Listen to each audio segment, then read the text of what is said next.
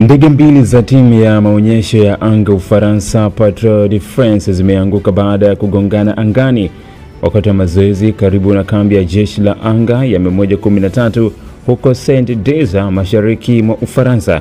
Ajali hiyo ilitokea jana Jumanne, Machi 25 mwaka 2025. Kwa mujibu wa taarifa kutoka kwa jeshi la anga la Ufaransa, ndege hizo aina ya Alpha Jet zilikuwa zikishiriki katika mazoezi ya kawaida wakati zilipogongana. Marubani wawili na abiria mmoja walifanikiwa kujitoa kwa viti vyao vya kujiokoa ejection seat na walipatikana wakiwa hai na wenye fahamu. Baada ya kugongana, moja ya ndege ilianguka kwenye silo na kusababisha mlipuko na moto, huku nyingine ikianguka kwenye mfereji wa maji. Hata hivyo, hakuna majeruhi walioripotiwa kwa raia waliokuwa ardhini.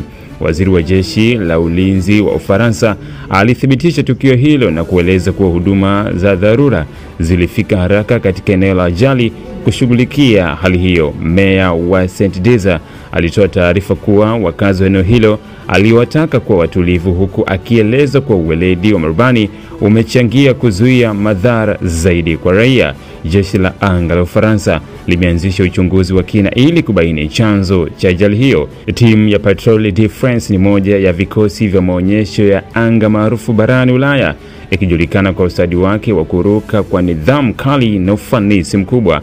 Ajali hii inakuja wakati kikosi hicho kikiendelea na maandalizi ya msimu wa maonyesho ya anga kwa mwaka huu.